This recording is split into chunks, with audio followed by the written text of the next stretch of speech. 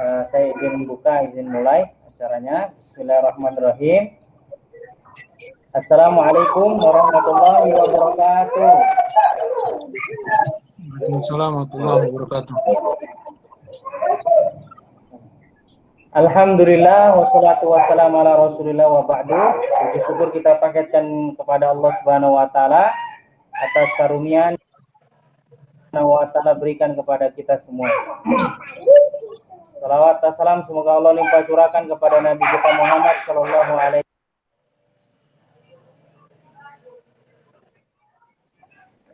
Ya, mohon maaf.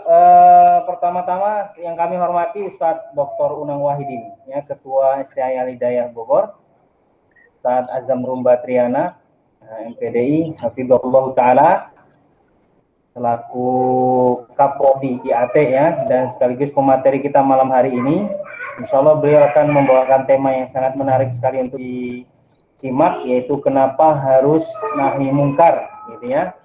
Dan yang kami hormati seluruh teman-teman, mahasiswa-mahasiswi Sekolah Tinggi Agama Islam Al-Hidayah Bogor. Ahlan wa sahlan, selamat bergabung di program LDTBA, yaitu program taklim mahasiswa di setiap hari Sabtu malam Ahad. Nanti di akhir materi kami mengajak teman-teman untuk ikut berpartisipasi dalam bertanya jawab atau diskusi. Bisa kirim ke kolom chat atau juga nanti bisa langsung diaktifkan mikrofonnya. Tidak panjang lebar, kami langsung saja persilakan kepada Ustadz Azam Rumba Triana Hafizahullah Ta'ala untuk menyampaikan materi malam hari ini dengan tema kenapa harus nahi mungkar. Kepada Ustadz, kami persilakan. Baik, bismillahirrahmanirrahim. Assalamualaikum warahmatullahi wabarakatuh. Waalaikumsalam warahmatullahi wabarakatuh. Alhamdulillah wassalatu wassalamu ala Rasulillah wa ala alihi washabihi wa man tabi'ahum ila yaumil qiyamah. Nasyhadu an la ilaha illallah wahdahu la syarikalah wa nasyhadu anna Muhammadan abduhu wa rasuluhu la nabiyya ba'dah. Amma ba'du. Rekan-rekan semua, teman-teman semua yang bergabung di Google Meet kajian LDTBA, saya ucapkan ahlan wa sahlan. 11 orang telah hadir. Mudah-mudahan 11 sama dengan 100 orang insya Allah ta'ala. Amin. Baik, pada hari ini insya Allah kita akan mencoba memberikan persamaan persepsi tentang permasalahan nahi mungkar, ya. Karena kalau kita bicara tentang dakwah, maka kita bicara tentang nahi mungkar. Karena komponen dalam dakwah itu ada amar ma'ruf dan kemudian ada nahi mungkar. Ini dua hal yang nggak bisa dipisahkan. Kalau amar ma'ruf maka nggak akan sempurna dakwah seseorang.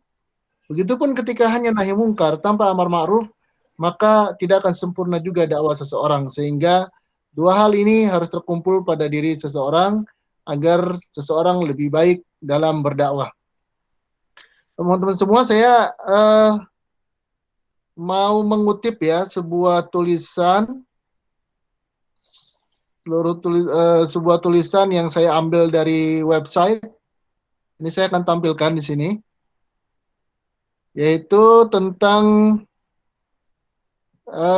satu tulisan saya dapatkan dari almunajid.com. Ini sebenarnya khutbah ini ya, sangat bagus sekali isinya, yaitu tentang isyruna qaidah fi ingkaril munkar. Ada 20 kaidah dalam pengingkaran terhadap kemungkaran. Ya. Apakah bisa terlihat yang ada di tampilan teman-teman semua? Mantap, terlihat. Bisa, Ustaz, bisa. Semua ya, baik. Ada 20 kaidah dalam mengingkari kemungkaran. Bayangkan ya, bagaimana perkara ini sangat penting sehingga ini baru seorang duat ya yang menulis sebuah makalah. Dia mengumpulkan kurang lebih ada 20 kaidah dalam mengingkari kemungkaran. Ini menunjukkan bahwasanya amar ma'ruf nahi mungkar itu perkara penting. Itu yang pertama. Terlebih dengan banyaknya upaya dari musuh-musuh Allah ya, atau orang-orang yang ragu-ragu terhadap syariat, yang mencoba untuk mengaburkan makna dari merubah kemungkaran. Jadi banyak kaum muslimin bahkan dengan latahnya itu mengkritik atau memberikan justifikasi kepada kelompok yang melakukan aktivitas nahi mungkar dengan cara contohnya menghancurkan tempat maksiat, menghancurkan pelacuran secara fisik begitu ya. Itu dijustifikasi, diintimidasi, direndahkan, dan itu orang muslim. Kalau orang-orang kafir sudah jelas ya. Bagaimana mereka memiliki pemahaman terhadap kita, yaitu orang-orang muslim yang dianggap radikal, yang dianggap keras, yang dianggap tidak toleransi ketika mengingkari kemungkaran dengan anggota badannya. Oleh karena itu, kita sebagai seorang muslim ini betul-betul harus memahami tentang apa saja yang menjadi kaidah-kaidah dalam pengingkaran terhadap kemungkaran. Dan tentunya 20 kaidah ini tidak akan saya habiskan dalam satu pertemuan ya, karena agar kita bisa meresapi hal-hal yang berkaitan dengan materi ini, dan terlebih lagi hal ini dapat kita amalkan di dalam kehidupan kita sehari-hari. Ikhwani wa akhwati, di dalam tulisan ini beliau menuliskan satu kaidah penting. Kaidah pertama ya. Kaidah pertama yang beliau tuliskan ini adalah beliau mengatakan innallaha ba'atsa rusula liiqama a'dham ma'ruf wa huwa tauhid wa taghyir a'dham munkar wa huwa syirik. Ini yang menjadi kaidah pertama.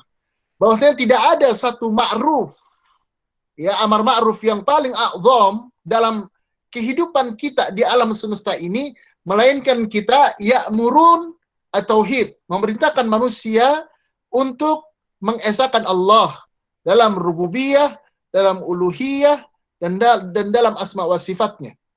Ini adalah sebuah kaidah penting. Ya, artinya ini adalah sebuah amar ma'ruf prioritas. Amar ma'ruf prioritas. Tidak ada ma'ruf, al-ma'ruf yang paling hakiki, yang paling a'zam di muka bumi ini, melainkan adalah iqamatu tauhid, yaitu menegakkan tauhid di tengah-tengah manusia. Dan tidak ada taghyir, merubah kemungkaran yang paling a'zam di tengah-tengah manusia pada hari ini, melainkan adalah merubah syirik menjadi tauhid. Kita harus mengingkari syirik sekuat-kuatnya, ya. Jadi kalau kita tak mampu mengingkari kesyirikan, ya, maka ini ada yang problem dalam keimanan kita. Jadi ini satu hal yang paling penting, ya.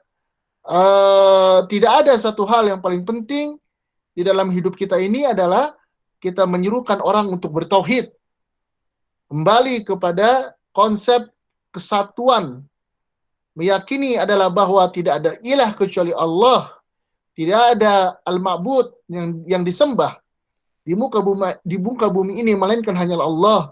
Tidak ada pemasrahan dalam hidup ini yang paling utama kecuali hanya kepada Allah. Tidak ada hukum yang patut ditaati, yang patut ditegakkan di muka bumi ini melainkan hanyalah hukum Allah. Dan kemudian juga mengingkari berbagai macam kesyirikan-kesyirikan, syirkul asghar, syirkul akbar, ya, apalagi syirkul akbar, ya, mengingkari togut, mengingkari tukang sihir, mengingkari hukum-hukum buatan manusia. Itu adalah salah satu dari bentuk taghyir mungkar, ya, merubah kemungkaran yang paling utama dalam kehidupan kita ini. Dan di dalam kaidah ini menunjukkan bahwa ada hal penting lain. Di dalam kaidah yang lainnya adalah bahwa amar ma'ruf nahi mungkar itu adalah satu perkara yang menjadi stressing, menjadi penguatan dalam dakwah setiap para nabi dan para rasul yang Allah utus ke muka bumi ini, ya. Di sini dicontohkan dalam surat Luqman ayat 17. Dalam surat Luqman ayat 17 di mana Allah Subhanahu wa taala berfirman, yang mana Allah taala berfirman, a'udzubillahi minasyaitonir rajim, ya bunayya aqimis salata. Wahai anakku, kata Luqman kepada anak-anaknya, tegakkanlah salat. Kemudian apa lagi? Wa'mur bil ma'rufi, dan perintahkanlah manusia untuk berbuat kebaikan. Wanha 'anil munkar, dan cegahlah manusia untuk merubah kemungkaran. Wasbir 'ala ma asabaka, dan bersabarlah terhadap apa-apa yang menimpamu. Inna dzalika min azmil umur, dan sesungguhnya hal itu merupakan satu perkara yang sangat azam sekali, sangat membanggakan kalau kita bisa mampu bersabar di atas salat, di atas amar ma'ruf, di atas nahi mungkar. Nah, maka ketika Allah Subhanahu wa taala disebutkan di dalam ayat ini dikomentarinya adalah ketika Allah Ta'ala memulai ayat ini dengan kalimat ya bunayya aqimis shalah, wahai anakku tegakkanlah salat, dirikanlah salat. Kemudian Allah sambung dengan dakwah, amar ma'ruf nahi munkar, mengiringinya. Amar ma'ruf nahi munkar diiringi. Ini merupakan dilalah, merupakan sebuah petunjuk ala azmi hadhil faridah wa hammiyatuha wa makanatuha fid din. Ini menunjukkan bahwasanya kedudukan amar ma'ruf nahi munkar itu setara dengan salat. Jadi sungguh aneh tapi nyata. Kalau ada orang yang menegakkan salat, dia sujud, dia ruku, dia baca Al-Fatihah, tahiyat awal, tahiyat akhir, dia baca. Tapi dia mengatakan kita tidak perlu amar ma'ruf nahi munkar. Kita tidak perlu melakukan dakwah. Ini aneh sekali. Ini aneh. Ajib ini ya. Kalau ada orang yang kemudian dia salat, tapi dia meninggalkan amar ma'ruf nahi munkar. Kenapa? Karena sepadan itu. Perintah aqimus shalah, wa'mur bil ma'ruf, wanha 'anil munkar. Jadi setara itu. Tidak dijeda oleh Allah dengan kalimat summa. Kalau pakai summa berarti tingkatan kan? Ada aqimus shalah, summa bil ma'ruf, summa 'anil munkar misalnya. Itu berarti tingkatan. Yang pertama sholat, tapi ini tidak. Allah katakan wa, yaitu atof, kan nyambung gitu ya. Aqimus shalah, kemudian dan ini menunjukkan ketiga hal ini harus berjalan beriringan. Ini menunjukkan tentang urgensitas, pentingnya posisi amar ma'ruf nahi munkar di tengah-tengah kehidupan manusia, bahkan dimasukkan dalam komponen utama dalam agama. Komponen dalam agama. Dan tidak tanggung-tanggung ya. Kemudian Allah Subhanahu wa taala memberikan sebuah penekanan bahwasanya pekerjaan ini, yaitu salat, amar ma'ruf nahi munkar, itu bukan perkara yang mudah. Bahkan dikatakan min azmil umur, satu perkara yang sangat bertekad kuat di dalamnya. Harus ada tekad kuat di dalamnya. Tidak bisa sembarangan orang yang memegang ini. Jadi kita lihat hari ini, tentu saja kita akui, saya, Anda, atau mungkin sayalah di sini. Dalam hal ini, saya tidak punya azmul umur. Namanya azam betul. Tapi saya mungkin nggak punya azmul umur. Nggak punya perkara-perkara yang tekadnya sungguh kuat. Karena untuk menegakkan tiga unsur ini dalam kehidupan, tegakkan sholat, dirikan sholat, amar ma'ruf nahi munkar, ini satu hal yang tidak mudah bagi kita. Wasbir ala ma'asabak, maka Allah katakan, bersabarlah terhadap apa-apa yang menimpamu. Jika kalian sholat, jika kalian amar ma'ruf, jika kalian nahi munkar, maka wasbir ala ma'asabak. Tentunya, ya, yang namanya dakwah itu bukan perkara mudah. Ada cacian, ada makian, ada hinaan, ada intimidasi, ada penjara, ada kematian di dalamnya. Dakwah itu, ya. Jadi kalau ada orang mau dakwah, dapat uang, dapat amplop, selesai, itu bukan dakwah. Ya, itu bukan amar ma'ruf nahi munkar, tapi amar ma'ruf nahi munkar selalu memiliki konsekuensi atas apa yang dia sampaikan. Walaupun akhirnya dia dibenci oleh manusia dengan sebab amar ma'rufnya, nahi mungkarnya dikatakan sebagai teroris, anak buahnya Amrozi, ya, Taliban, macam-macam lah. Wasbir ala ma'asabak. Maka kalau kau sudah punya tekad yang kuat terhadap perkara-perkara ini, min azmil umur, perkara-perkara ini, maka wasbir ala ma'asabak. Kalau ada apa-apa pada kehidupanmu, maka bersabarlah, ya.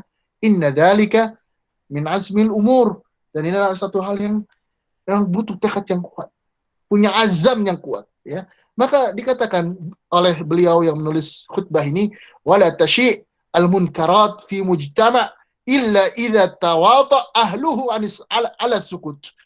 Ini hal yang kita dapati pada hari ini. Yaitu di mana ketika kemungkaran, kerusakan tersebar luas di tengah-tengah manusia, ya. Itu terjadi melainkan karena orang-orang yang memahami agama, orang-orang yang sholat, itu diam terhadap kemungkaran, tidak memperbaiki kerusakan yang ada di hadapannya. Jamaah, hari ini kita hidup di fase masa, yaitu masa-masa fitnah begitu sangat banyak, begitu sangat besar. Tidak ada satu jengkal pun di dunia ini, di bumi yang kita pijak, melainkan di dalamnya ada fitnah, ada ujian. Ya, sampai di dalam kamar seorang muslim, seorang yang sholat, orang yang bertakwa, orang yang multazim dapat jatuh pada perbuatan maksiat. Saking munkarat, kemungkaran tak bisa lagi dibendung seperti gelombang besar yang menghantam segala-galanya. Kita hari ini bukan hidup di fase masa kekhilafahan Islamiyah pada masa-masa keemasan Islam.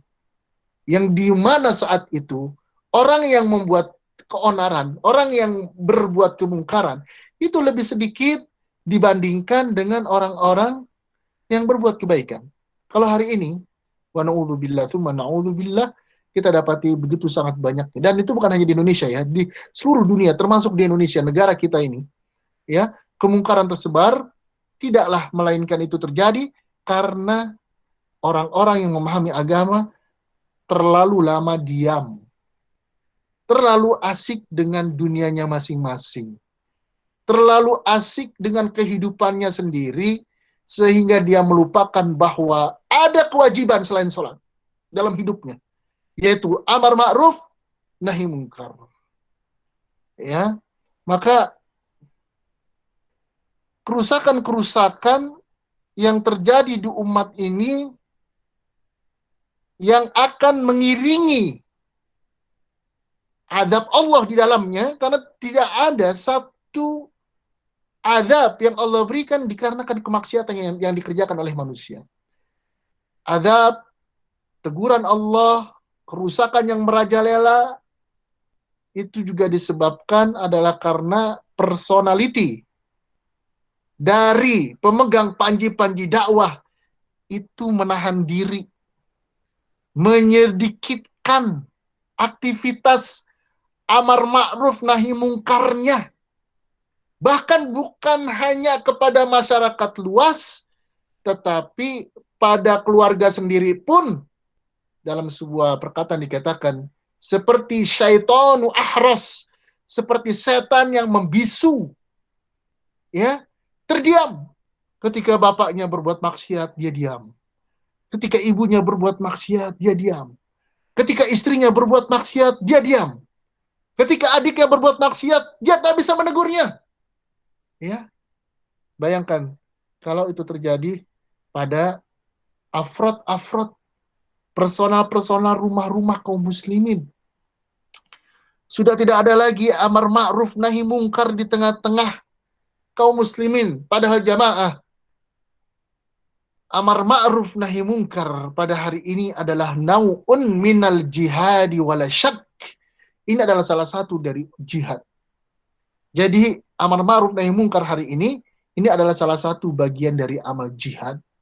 Ya. Fa idza kunna qad qadimna al jihad al haqiqi fa innahu la yanbaghi an nafqada al an wa nahnu nasta'id lil jihad al haqiqi. La yanbaghi an nafqada hadha an-naw' al-'azim min al-jihad. Jadi kalau dulu kita berjihad itu terang-terangan, perang dan yang lain sebagainya, begitu ya, ngangkat pedang, berdarah-darah. Nah, sekarang jihadnya berubah. Hari ini kita tidak berhadapan-hadapan dengan Amerika, dengan dengan tentara-tentara kafir, tapi yang menjadi tantangan kita pada hari ini, yang perlu kita jihati adalah yaitu merubah kemungkaran. Merubah kemungkaran, yaitu jihad. Orang-orang Islam pada hari ini adalah merubah kemungkaran yang ada di hadapannya. Merubah orang-orang yang membuat keonaran dalam syariat di muka bumi ini. Memerintahkan manusia kepada kebaikan. Ini adalah jihad kita pada hari ini, ya, yang harus kita galakkan, yang harus kita kembangkan, yang harus kita buat, ya, yang harus kita dengung-dengungkan. Dan jangan sampai kita termasuk orang-orang yang termakan isu dari musuh-musuh Allah Subhanahu wa taala dengan mengatakan bahwasanya kalau kamu suka amar ma'ruf nahi mungkar, kamu kayak FPI gitu ya. Kamu anak buahnya Habib Rizik, kamu anak buahnya ini itu. Wallahi, ya, sebelum Habib Rizik berdakwah, Nabi Muhammad SAW sudah berdakwah. Demi Allah, Abu Bakar Siddiq pernah nahi mungkar. Umar bin Khattab pernah nahi mungkar. Ali bin Abi Thalib pernah nahi mungkar. Dan kita adalah umat Nabi Muhammad SAW. Bukan karena FPI, bukan karena Habib Rizik dan yang lain sebagainya, tapi ini adalah salah satu dari tuntutan dalam agama kita. Salah satu dari tuntutan dari apa yang harus kita perbuat pada hari ini di tengah-tengah kaum muslimin. Karena kalau kita tidak berbuat, kalau kita tidak melakukan hal-hal yang memang diperintahkan dalam agama, maka kemungkaran akan merajalela, yang benar menjadi salah, yang salah menjadi benar. Tetapi tentu saja kita harus mengetahui ya, mana ma'ruf, mana mungkar. Sehingga jangan sampai terbalik. Yang mungkar diserukan, yang ma'ruf malah dicegah. Dan hari ini memang manusia udah kebolak-balik ya. Hari ini manusia sudah kebolak-balik.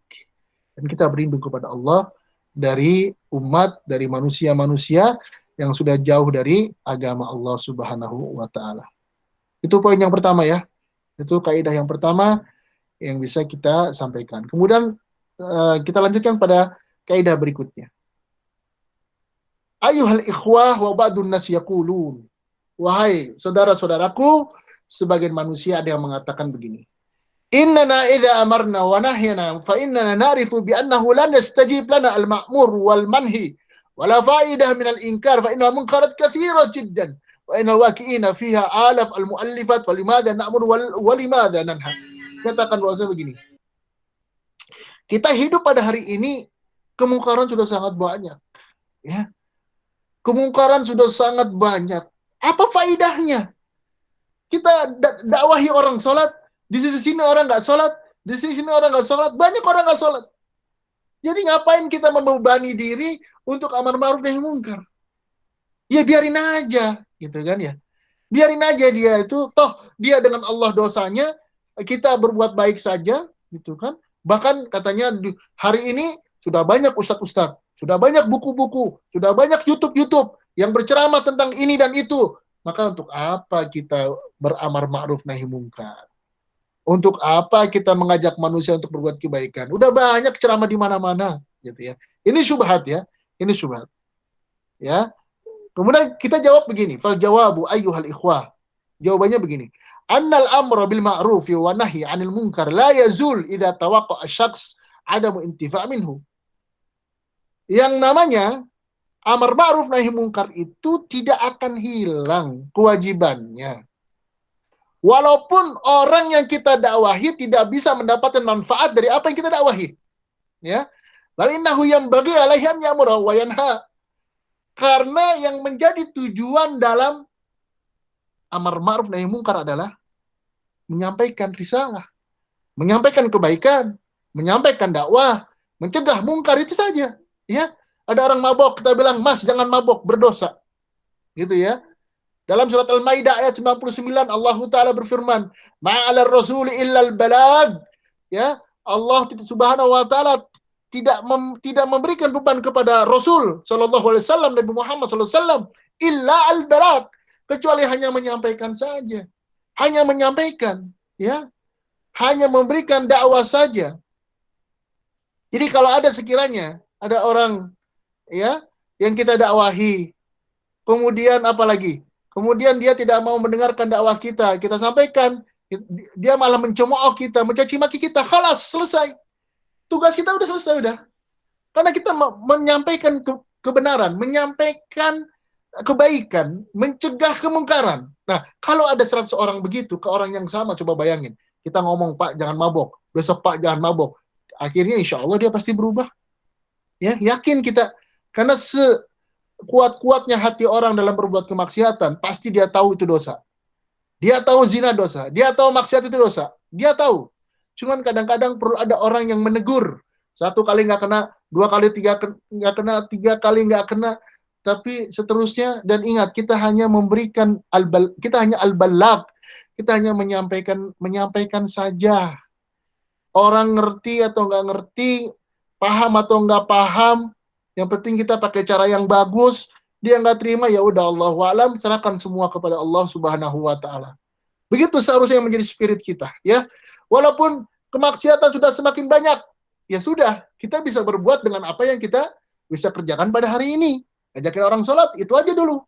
Ya, Yang akhwat misalnya ngajakin ummahat, ngajakin akhwat yang lain, sahabat-sahabatnya, teman-temannya untuk memakai jilbab saja, insya Allah itu sudah cukup. Nah kemudian alasan yang kedua, kenapa kita terus berhenti, jangan berhenti. Jangan berhenti, teruslah berdakwah. Kenapa? Karena kita kelak akan berhujjah di hadapan Allah bahwa kita sudah pernah berdakwah. Dalam surat Al-A'raf ayat 164, Allah Subhanahu wa taala berfirman, "Lima ta'iduna qaumallahu muhlikuhum aw mu'adzibuhum 'adzaban syadida." Ketika seseorang ditanya, ini dialog ya antara umat dan nabinya, dikatakan, kenapa kalian memberikan nasihat kepada kaum yang Allah akan menghancurkan mereka, atau Allah akan mengadab mereka dengan adab yang pedih? Untuk apa lagi? Kalau udah tahu mereka berbuat syirik, udah tahu mereka buat salah, akan diadab sama Allah, ngapain lagi dikasih nasihat? Biarin aja dia hancur, biarin aja dia binasa, gitu ya. Maka apa jawabannya? Ini jawaban yang paling menohok nih. Qalu ma'dziratan ila rabbikum. Jawabannya adalah agar kami bisa beruzur di hadapan Allah. Kita katakan, ya Allah, saya sudah pernah dakwah. Cuman mereka menolak, begitu, ya. Jadi yang namanya dakwah itu ibadah. Dakwah itu ibadah. Amar ma'ruf nahi mungkar adalah ibadah. Ibadah untuk kita sendiri. Kita mengatakan yang baik dapat pahala. Merubah kemungkaran kita dapat pahala. Dia sadar atau nggak sadar, kita nggak dosa. Ya, dia sadar atau kita nggak sadar atas kita. Begitu ya.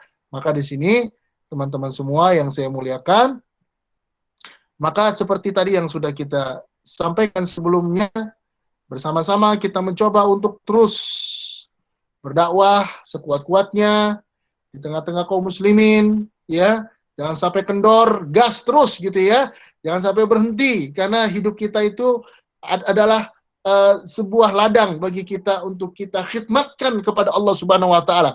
Jangan biarkan sedikit pun kemaksiatan itu nyelak di kehidupan kita. Gaspol, gas terus.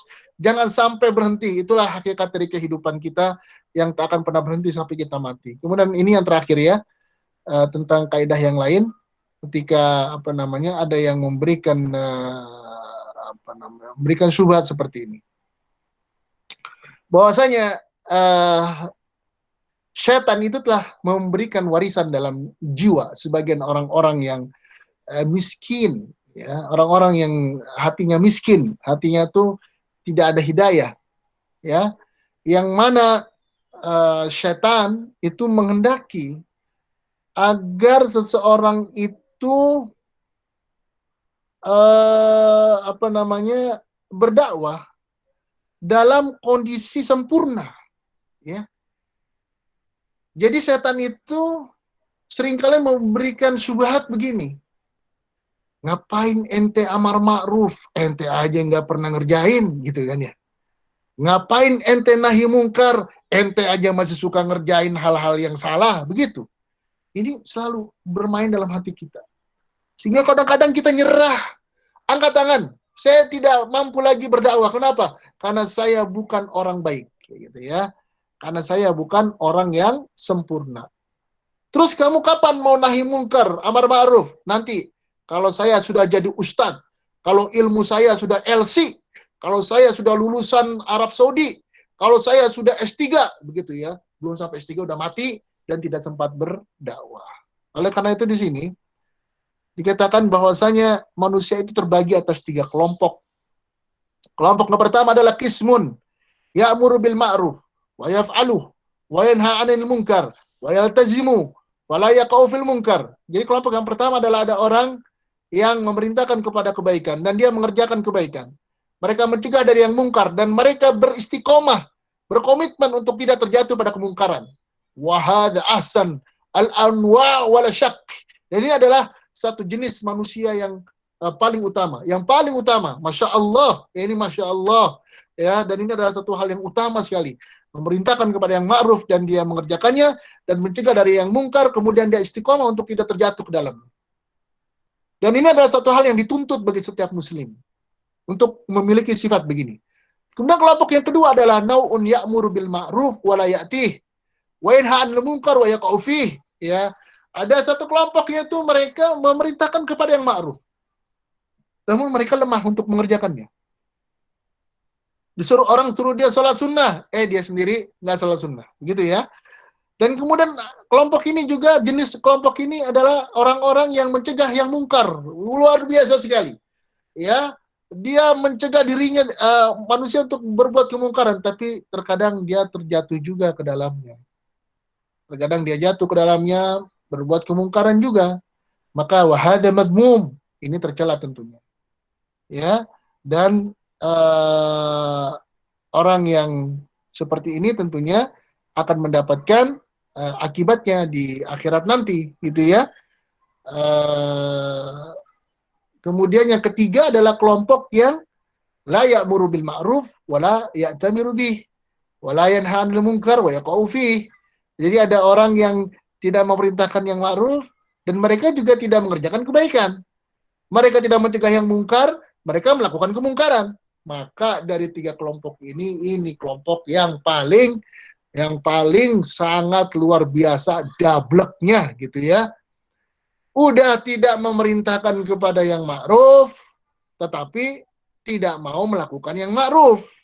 Tidak mau mencegah yang mungkar, dan dia terjatuh pada perkara yang mungkar. Jadi, ikhwan fillah, kelompok yang kedua tadi, dia mendapatkan pahala atas apa yang dia dakwahkan, tetapi dia mendapatkan dosa ketika dia berbuat kemungkaran. Tapi dia dapat pahala nih, karena sudah taghirul mungkar, sudah merubah kemungkaran. Tetapi kelompok yang ketiga ini dosanya dua. Yang pertama tidak merubah kemungkaran, malah berbuat mungkar, tidak mencegah yang ma'ruf, tidak mengajarkan yang ma'ruf, dan tidak mengerjakan yang ma'ruf. Jadi dosanya double dua, gitu ya. Dan tentunya kalau dari tiga kelompok ini, ya kita pengen yang ada di mana nih? Tentunya kita mau ada yang di komponen yang pertama. Tetapi pada prinsipnya adalah kita ini adalah manusia, pasti punya salah, pasti punya kekurangan, maka jangan sampai karena kekurangan kita menyebabkan kita tidak mau berdakwah, gitu ya, tidak mau amar ma'ruf nahi munkar. Ini kaidah yang ketiga. Sampai sini saja dulu apa yang bisa saya sampaikan pada kesempatan malam hari ini. Semoga bermanfaat ya dari apa yang saya sampaikan. Dan yang paling penting adalah kita mencoba untuk mengaplikasikan, mengamalkan dari apa yang kita ketahui pada hari ini, dan kemudian insya Allah hal tersebut akan menjadi pahala bagi kehidupan kita. Allahu a'lam. Baik Ustaz, jazakumullah khairan katsiran atas nasihat yang telah disampaikan. Silakan kami persilakan kepada rekan-rekan mahasiswa-mahasiswi yang ingin berdiskusi, bertanya jawab, baik langsung dengan mengaktifkan mikrofon atau juga lewat kolom chat. Silakan, kami tunggu. Silakan, ada yang mau bertanya? Afwan ana Ustaz. Ya, Ibu Melani, silakan Ibu. Ya Ustaz. Sebagai ya bismillahirrahmanirrahim. Assalamualaikum warahmatullahi wabarakatuh. Syukron udah diberi kesempatan. Tadi Ustadz bilang bahwa emang sepertinya saya juga ya nanti mau belajar dakwah setelah tamat aja karena saya belum bisa gitu teknik berdakwah, kemudian materi ilmunya emang belum banyak ya mungkin, atau saya kurang belajarnya secara ini. Mungkin dakwah apa yang bisa saya lakukan, karena kan sekarang walaupun online perlu semi formal gitu ya Ustaz ya, kayak dakwah beneran gitu ya. Jadi apa yang saya harus lakukan untuk belajar berdakwah gitu ya Ustaz. Itu aja, syukran Ustaz. Ya, baik, afwan. Ya, silakan Ustaz. Oke, baik.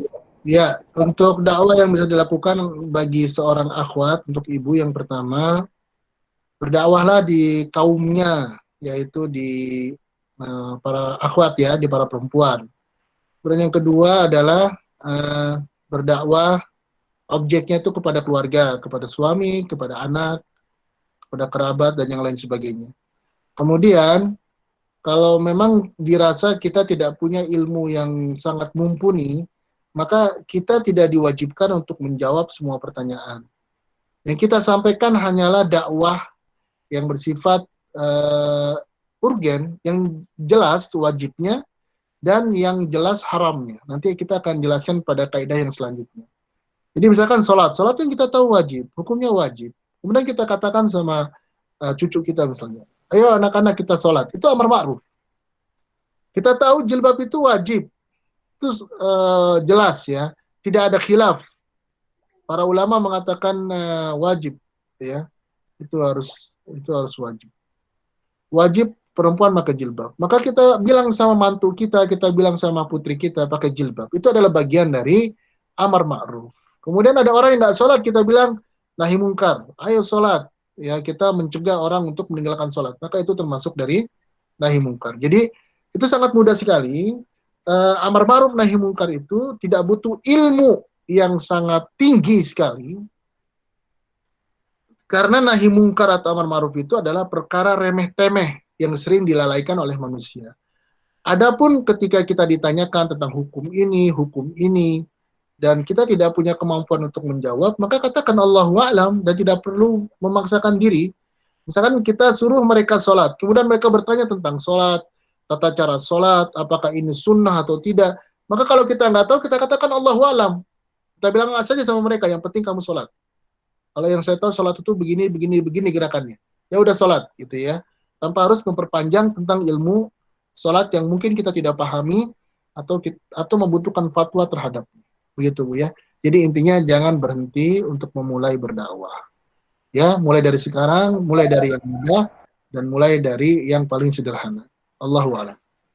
Baik. Terima kasih Ustaz. Jazakumullah khairan.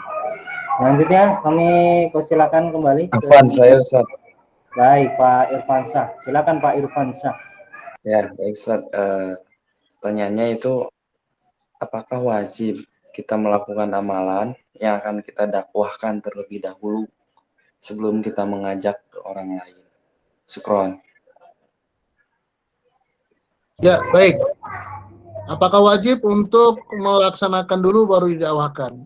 Maka yang afdol adalah dia kerjakan kebaikan dan dia perintahkan manusia untuk berbuat kebaikan sebagaimana yang Allah perintahkan dan kita sudah mengerjakannya. Itu yang paling afdol. Ya. Namun pada satu kondisi tentunya kita nggak bisa begitu. Satu kondisi kita perlu menyampaikan kebaikan kepada manusia lainnya, ya, tetapi pada kondisi kita belum sanggup untuk melaksanakannya. Apakah kita berdosa? Tentunya tidak. Kalau kita memang tidak sengaja atau menggampang-gampangkan atau memudah-mudahkan. Selama kita masih punya semangat untuk terus beramal dan kita mendakwakan dengan sesuatu yang kita belum kerjakan, maka insya Allah itu tidak berdosa bagi kita. Jadi jangan tunggu dulu untuk kita jadi melaksanakan amal tersebut baru kita dakwahkan. Walaupun memang afdolnya begitu, tetapi dalam kondisi kita pada hari ini, tentunya kita harus bersegera, bercepat-cepat, bergegas untuk kita berdakwah atau mengajak orang untuk berbuat kebaikan. Karena kalau kita tidak cepat-cepat untuk mengajak manusia berbuat kebaikan, maka dia akan diajak oleh setan. Dia akan diajak oleh kelompok-kelompok sesat. Dan itu sudah kita lihat pada hari ini. Orang berbondong-bondong masuk ke kelompok ini yang nggak jelas. Apa yang diajarkan, apa yang diyakini. Dan kita hanya diam saja. Karena kita masih menunggu, kita harus betul dulu. Kita harus kerjakan dulu, baru kita menjadi orang yang mendakwakan. Ya. Jadi jangan tunggu sampai sampai kita sempurna 100%, baru kemudian kita berdakwah. Apa yang kita ketahui pada hari ini, sampaikan kepada masyarakat, insya Allah itu lebih bermanfaat. Allahu a'lam. Jazakallah khair. Bayakum. Nah, terima kasih. Masih ada waktu kita? Ya Pak? Baik, Bu Zuraida. Silakan. Assalamualaikum warahmatullahi wabarakatuh. Waalaikumsalam warahmatullahi wabarakatuh. Ustadz, ini tadi pas di poin yang pertama, itu kan Ustadz mengatakan tidak ada amar ma'ruf yang paling azam ya, kecuali amar ma'ruf nahi mungkar tadi ya. Amar ma'ruf nahi mungkar ya, merubah ya nahi mungkar yang paling utama itu adalah nahi mungkar. Nah, ini sesuai dengan surat Luqman ayat 17 ya Ustadz ya. Wahai anakku, laksanakanlah sholat dan suruhlah manusia berbuat yang ma'ruf dan cegahlah mereka dari yang mungkar dan bersabarlah terhadap apa yang menimpamu. Nah, tadi Ustadz mengatakan bahwasanya beramar ma'ruf dan mencegah kepada kemungkaran itu setara dengan perintah untuk sholat Ustadz, karena tadi wawunya waw ataf ya Ustadz. Nah ini kan juga setelah itu kan ada waw juga ini. Maka bersabarlah terhadap apa yang menimpamu. Artinya kan ini kan waw ataf juga. Nah, apakah kewajiban bersabar itu setara juga Ustadz dengan sholat dan amar ma'ruf nahi mungkar tadi? Nah, itu pertanyaan saya yang pertama. Nah, kemudian pertanyaan yang kedua, kita di dalam keluarga, seperti yang Ustadz bilang tadi, kadang-kadang kita menjadi setan yang bisu gitu ya Ustadz ya. Jadi kenapa kadang-kadang seperti itu? Kadang-kadang kita ingin untuk menghindari terjadinya percekcokan gitu Ustadz di dalam keluarga gitu ya. Di dalam keluarga kita ingin menghindari terjadinya gesekan antara kita kakak beradik, walaupun kadang-kadang kita tahu perbuatan dia itu ya, sebagai contoh seperti ini ya, misalnya kita punya keluarga yang kerja di bank konvensional misalnya gitu ya. Kalau seandainya kita berdakwah sama dia, kamu bekerja di bank konvensional itu haram gitu ya. Tapi kita kan tidak juga bisa memberikan solusi kepada dia kalau dia keluar dari bank itu gitu ya. Tentunya dia akan menjawab, loh memang kakak bisa untuk menafkahi saya kalau saya keluar dari pekerjaan ini gitu ya. Kadang-kadang itu dilema juga gitu Ustaz. Nah tadi kewajiban kita kan sebetulnya cuma menyampaikan ya Ustaz ya. Hanya menyampaikan, kita tidak mempunyai kewajiban dia mau mengikuti apa yang kita bilang gitu ya Ustaz. Nah apakah di dalam berdakwah itu kita cukup hanya sekali aja Ustaz yang punya kewajiban yang menjadi kewajiban kita itu, atau kita harus terus-terusan melakukan nahi mungkar itu? Terima kasih Ustaz. Ya, baik. Baik, silakan Ustaz. Nah, yang pertama tentang bersabar.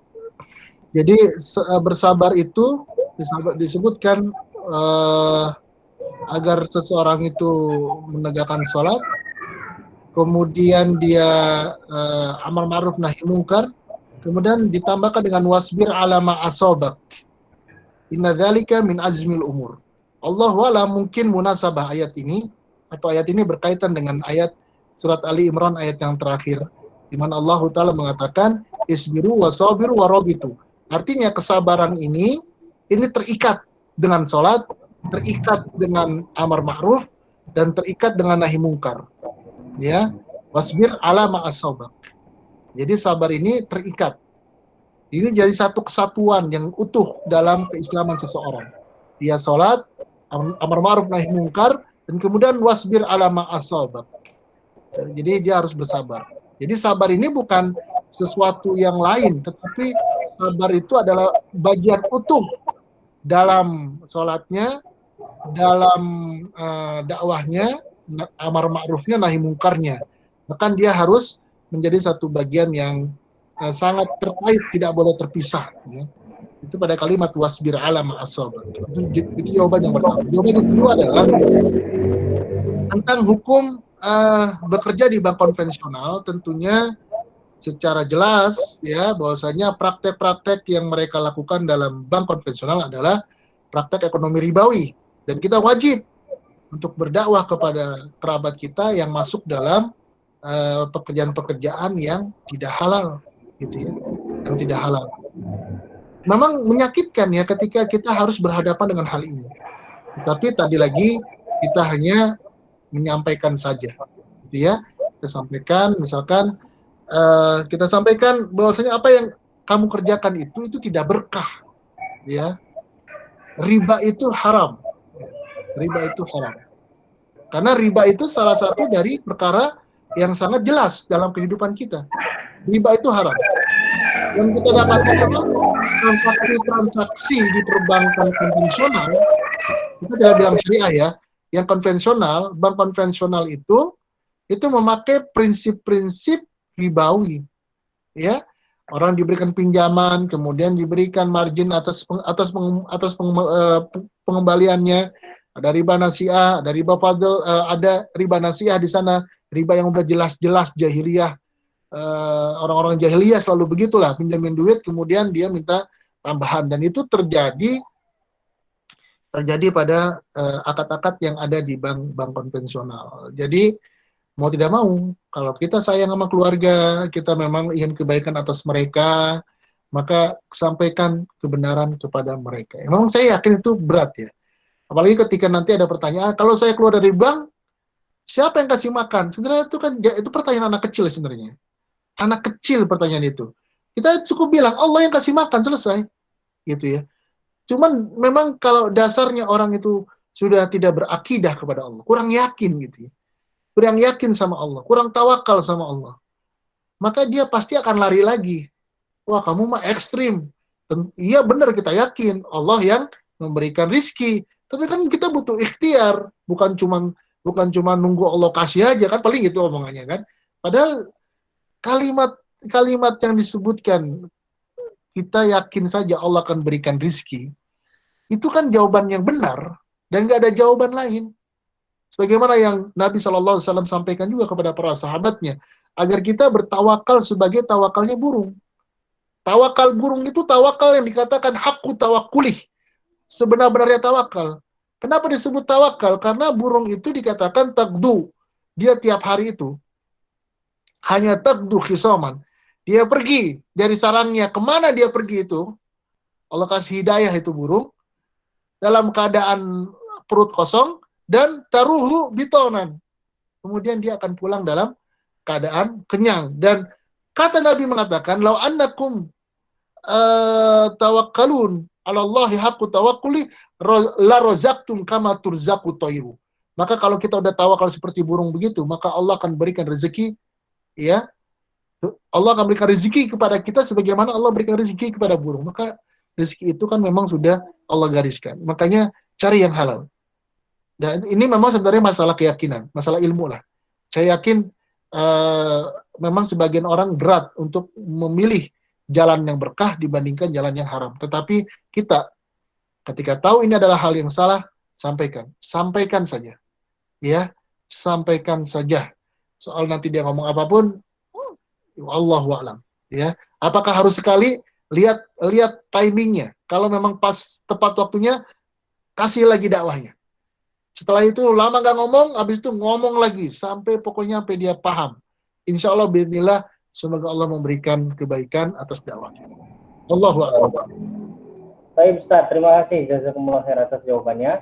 Kita masih ada waktu 6 menit lagi. Silakan teman-teman, kalau ada yang mau bertanya, berdiskusi, bisa langsung kirim ke kolom chat atau juga bisa langsung aktifkan mikrofonnya ya, langsung bertanya kepada Ustaz. Ada? Silakan. Kami masih menantikan pertanyaannya. Sudah habis sepertinya. Cukup ya? Cukup. Ya baik, kalau cukup mungkin Ustaz bisa kasih kalimat penutup Ustaz. Kalimat penutup adalah mari kita istiqomah di jalan dakwah. Allahu a'lam. Baik, jazakumullah khair, barakallahu fiik. Kita akhiri perjumpaan kita malam hari ini. Insya Allah di pekan depan kita akan berjumpa kembali. Subhanakallahumma wa bihamdika asyhadu an la ilaha illa anta astaghfiruka wa atubu ilaik. Assalamualaikum warahmatullahi wabarakatuh. Waalaikumsalam. Assalamualaikum.